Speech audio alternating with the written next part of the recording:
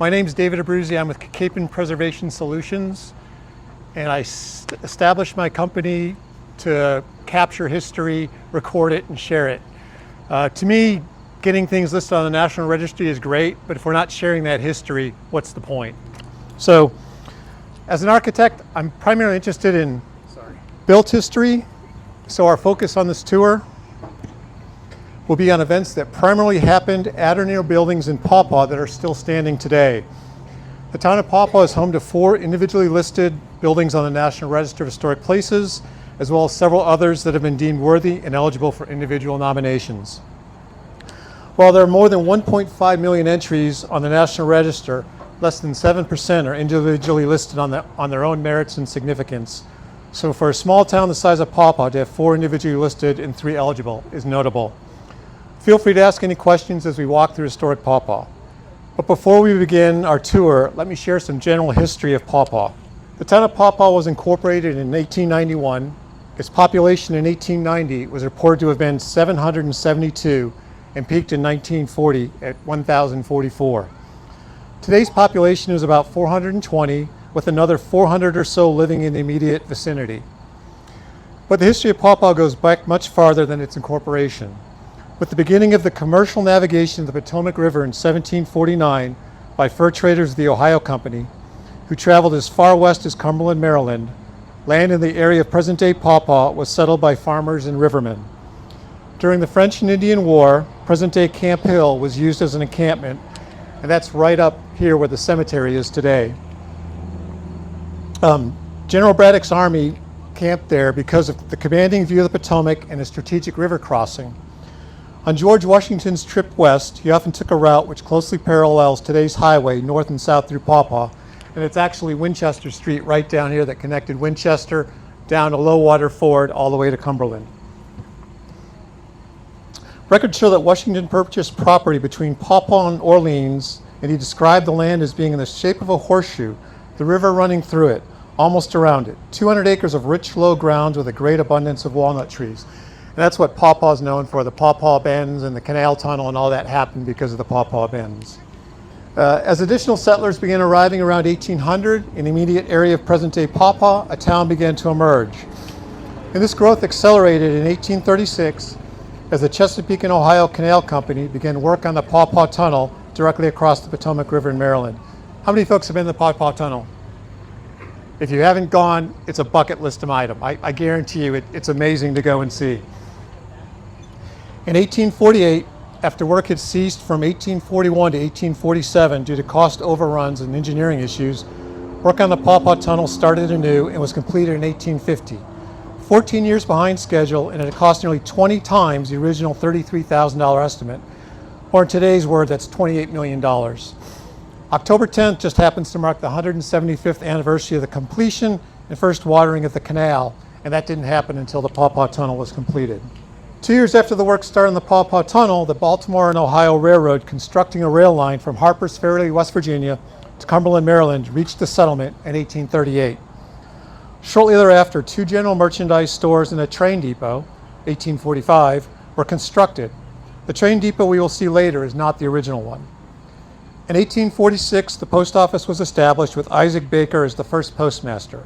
Local lore, as the settlement was referred to as Isaac Baker's store or Isaac Baker's depot. Now I have to tell you, I've never found proof of that, but that's what has been told to me. And then later is Paw Paw Tunnel, with tunnel eventually being dropped in the area referred to just as Paw Paw. At the bottom of River Street was the ferry that connected Paw Paw to Maryland, and this is roughly where Isaac Baker's store and the first train depot were likely located. Early in the Civil War, Confederate soldiers under the command of General McClellan captured a company of Union soldiers. In response, the Union established a permanent army presence in the area to protect the railroad that brought soldiers and supplies from the west. Union soldiers numbered up to 16,000, which to me is mind-boggling that up on Camp Hill in that area were 16,000 Union soldiers that were here for years. The most famous commander of the troops stationed here was General Frederick Lander, who succumbed to injuries from battle and exhaustion on March 2nd, 1862, up at Camp Chase, which then became Camp Hill.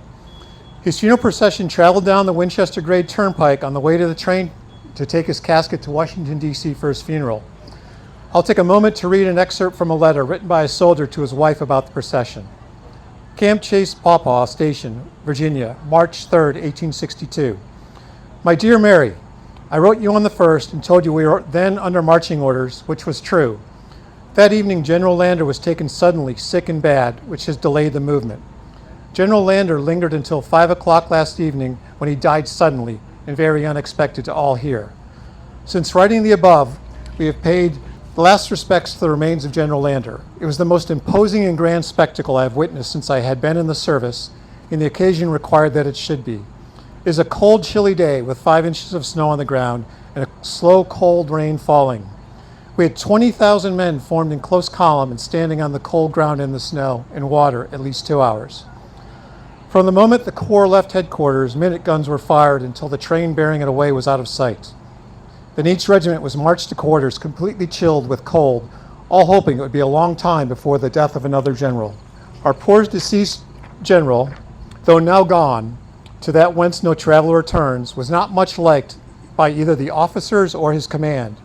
There can be no doubt that he was a true patriotic man and a good officer in the regular army. But then I must say, and truth compels it, that he was desperately profane, wicked man, arbitrary, and to the men and officers under his command. Love to all at home, James Kelly. While the tannery and buildings are gone, there is no history of Pawpaw without talking about the importance of the tannery. In 1868, J.B. Hoyt and Company of New York constructed a tannery, leather factory, in Pawpaw due to the ready access to oak bark for the tanning process, good transportation to ship hides from the stockyards in Chicago, and plentiful water from the Potomac. During the course of its operation, the tannery was operated by 4 different subsidiaries of the United States Leather Company. It was actually a cartel. In the early 1870s, the company erected a building on site for use as a school and church. The building was washed away in the flood of 1877, which also destroyed the section of town commonly referred to as Flytown. And I'm sure given it was adjacent to the tannery, we all can imagine why it was given that particular moniker. Another flood struck in the area in 1924, and in 1930 a fire destroyed 2 of the 5 units at the tannery, which were rebuilt shortly thereafter. What we're seeing here are the tanning vats.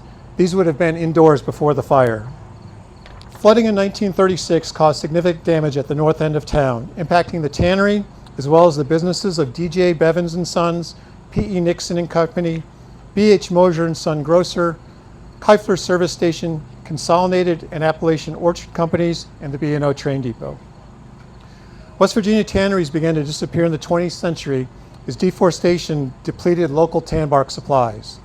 Demand for harness leather diminished as automobiles took over the roads and synthetics such as synthetic rubber cut into the market for shoe sole leather.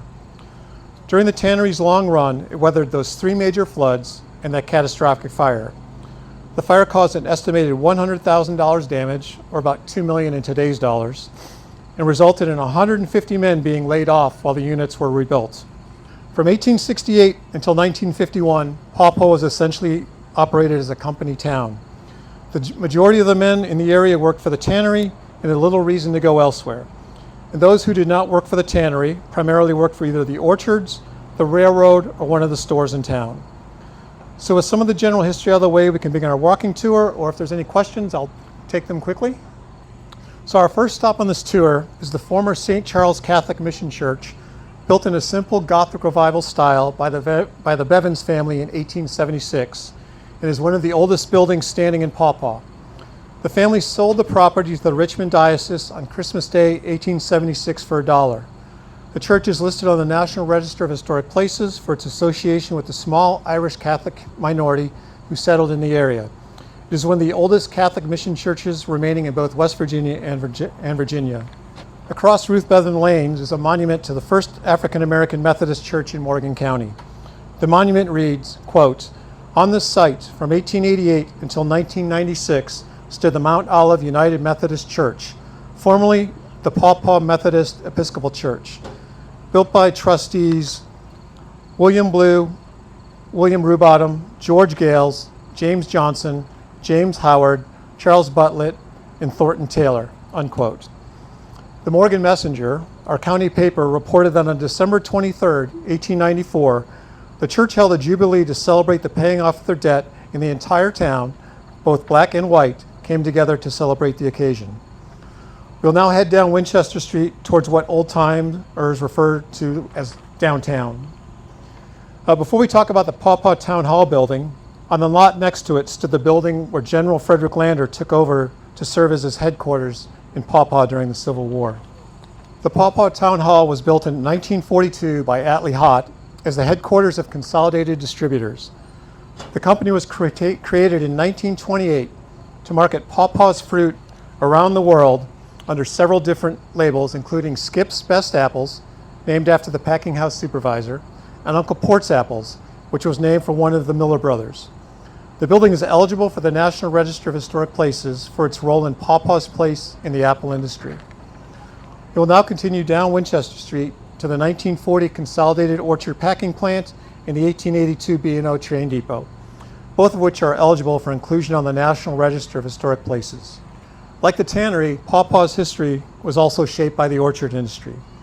In 1894, three Miller brothers came to Morgan and Hampshire counties to raise fruit. By 1910, there were more than 150 commercial orchards in Morgan and Hampshire counties. Per information from an old pamphlet on the Paw Paw apple industry, Henry Miller started his first orchard with several thousand peach trees. That's right, before apples were here, it was peaches. Mr. H.W. Miller had established his orchard in Paw Paw in 1898, and in 1912, he and his brothers combined their orchards, the Imperial Orchard, Allegheny Orchard Company, and Martin's Mountain Orchard, into the Consolidated Orchard Company. In 1920, Consolidated built its first packing house. A 1919 census of orchards by the West Virginia Department of Agriculture recorded 8 orchards in Paw Paw with the inventory of 68,700 apple trees and a crop of 32,000 barrels, or roughly 105 bushels of fruit. The Mountaineer brand was apples grown and packed by Consolidated. It was patented in 1924. The company established its offices in Paw Paw for handling fruit produced locally by large and small producers. In addition to Consolidated, there were several other smaller companies and packing houses located in the area. In July 1939, the Consolidated packing house burned down, requiring the use of nearby packing plants to make it through the season. By 1940, a new modern packing plant, which was this one, was ready and capable of storing 130,000 bushels of apples. That's roughly 13 million apples. This plant was expanded over the years, and by 1963, it had increased in size to allow for another 75,000 bushels. On April 16, 1948, Consolidated Orchard hosted the dedication of the B&O Railroad Paw Paw Pullman car. The car was assigned to the Capital Limited route from Washington, D.C. to Chicago. The B&O Railroad chose to dedicate a Pullman car to honor Paw Paw because of the importance of Paw Paw as an apple producing center and the prominence of Henry Miller Jr. as a producer, shipper, and an apple authority throughout the United States. In 1976, Consolidated was sold to a group of investors from New York and California, and the management shifted to San Francisco. At the time, the company was picking well over 55,000 bushels of apples, or around 55 million a year, and could store nearly 325,000 bushels in refrigerated and climate-controlled buildings. The company employed 85 to 90 workers year-round in the orchards and the packing house, with the number of employees growing to more than 200 during the harvest season. The orchard industry in Paw Paw came to an abrupt end after the severe Election Day flooding in November 1985, when the Potomac River crested in Paw Paw at 54 feet, nearly 29 feet above flood stage. At the time, the packing plants were full of apples, having just finished the picking season, wiping out an entire year's crop. The B&O Train Depot, still owned by CSX and sitting vacant since 1969, was designed by noted B&O architect E. Francis Baldwin in a Victorian style in 1882. Mary Zeiler sold the land to construct the depot with a caveat written into the deed that it would revert back to her, and I would assume her heirs, if it ever ceased to be used as a depot. So if anyone knows a Zeiler or Mary Zeiler, let us know. We want the building back. Here in front of the train depot was where one of the most infamous events in Paw Paw's history occurred. On Saturday, October 14th, 1904, John Price shot and killed 3 Italians who worked for the B&O Railroad. Price and the Italians were traveling by train from Cumberland, and an incident occurred where an Italian was pushed into Price on the car and a fight ensued. When the train arrived in Paw Paw, Price ran to the Nixon and Hinkle store, today the site of Liberty gas station, and asked for a gun. The clerk, Baker Flora, refused him, but store owner P. Nixon provided Price with a revolver. Price returned to the depot and shootout occurred, with eyewitnesses saying 19 shots were fired. After shooting the three men, reports are Price then proceeded on his way to delivering a package to Dr. McBee's confectionery store, where he worked as a clerk. And this is all from the papers. I'm not making this up. Price was eventually acquitted of murder, but pleaded guilty to a charge of involuntary manslaughter and was given a sentence of 30 days and fined $75. Following his acquittal, John Price feared for his life, since the Italian Black Hand Society threatened retribution for his killing of the three Italians if he was not found guilty of murder. The Price name has a dark history in Paw Paw. Sherman Price, who most newspaper reports stated was John Price's brother, murdered George Pomp Largent, shooting him through the mouth and wounding two of his brothers in a fight at the Paw Paw picnic grounds in August 1889. Now, weren't these picnic grounds because these did not exist at that time? I'm guessing it was probably down by the river. Sherman Price fled the picnic grounds and disappeared. Sherman's father, Samuel, and brother Stanley were convicted as accessories before the fact and sentenced to prison. Sherman Price was eventually apprehended in April 1906 after killing an Italian road worker in Grant County. Reports are he used the same claim of self-defense that John Price successfully used in his trial a year early, and likewise was acquitted. The train depot was also the site of several robberies. The July 20th, 1904 edition of the Hampshire Review reported the nighttime telegraph operator A.C. Robinette had a badly swollen head, the result of an assault by masked men while on duty. They sneaked up from behind and struck him on the back of the head with a blunt instrument. He was unconscious until a brakeman revived him. His pocketbook and $5 were taken, but the robbers left his watch behind after removing it from his pocket. In 1919, the Piedmont Herald reported the B&O Railroad station at Paw Paw was broken into by unidentified parties, and the safe, left unlocked, robbed of $41.50 in cash on Friday night. Entrance was gained through a window. Checks in the safe were unmolested. The safe had been unlocked because the combination had been forgotten. Murray Zeiler's husband, Jacob Zeiler, had, after the passage of time, can most charitably be called a colorful history. He is known for running the Harmonious family out of town for owning slaves and then assuming ownership of their general mercantile business. It is likely this occurred around 1862 when Zeiler replaced William Harmonious as the postmaster of Paw Paw. In July 1880, Jacob Zeiler got into an argument with Newton Largent and fatally shot him. Zeiler was found guilty of involuntary manslaughter and fined $500 in addition to serving a prison sentence. However, Jacob Zeiler is likely best known for shooting of the circus man, for taking an apple from the Zeiler orchard behind the train depot. The shooting occurred in 1883, and newspaper reports of the incident stated that circus man was not seriously wounded, quote, and we all know that Mr. Zeiler is not a man to be trifled with in that way. Jacob Zeiler died in 1884, and his obituary noted he had a nasty temper that was on more than one occasion led to bloodshed. Circus performances were not uncommon, and given Paw Paw was on the B&O main line between Baltimore and Points West. Harry Houdini is known to have performed in Paw Paw before he became a famous musician. While there is no newspaper report of the performance, Harry Houdini's diary notes he and his wife Bess were traveling with the Welsh Brothers Circus in September 1898 and stopped in Paw Paw for a one-night show. The Houdinis had signed on with the Welsh Brothers because they were known for offering a steady paycheck and feeding their performers well. Unfortunately, the show was cut short due to heavy rains, and with the attendance being off, there was no dinner. This is the West Virginia State Senator P.E. Nixon House, built by local builder Fowler Hott in 1909 in a Queen Anne style, and is listed on the National Register of Historic Places. It was the first of 3 brick homes built in Paw Paw for prominent businessmen. While he only served a single term, he made the most of his time in Charleston for Paw Paw. Nixon managed to get a commitment to fund the first bridge at Paw Paw over the Potomac River constructed in 1928. Next up is the 1875 Methodist Church. While a determination of eligibility for the National Register has not been done, the backstory of this building is most interesting. The original church building was up at Camp Chase and was taken over by Union troops as a hospital during the early part of the Civil War. General Lander likely died there. Shortly thereafter, Union troops dismantled the church to make rudimentary shelters. The federal government eventually reimbursed the parishioners for the loss of their church, and it is likely the funds were used to build the fellowship room in 1920. Next up, the 1893 Mayor's Office and Lockup. On July 20th, 1892, Joseph Largent sold a small plot of land to the new town of Paw Paw for $40 for the purpose of constructing a town hall. The building was constructed in a simple folk Victorian style, and in December 2023, Cody Straley, structural historian, National Register and Architectural Survey Coordinator, and contributing editor at West Virginia Explorer, wrote, "The landmark remains in excellent condition and is a charming example of small town government in rural Appalachia."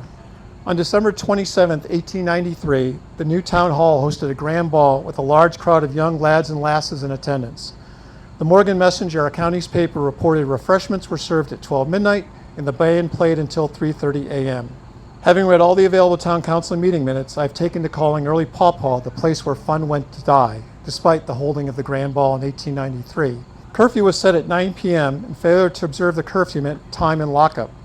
The town council did not specify it was children or their parents who would serve the sentence, but I assume it was the parents. Town council meeting minutes also point to merry-go-rounds and roller skating being outlawed. In 1906, the town ordered a set of ball and chains for the purpose of letting people out of lockup to work on the streets.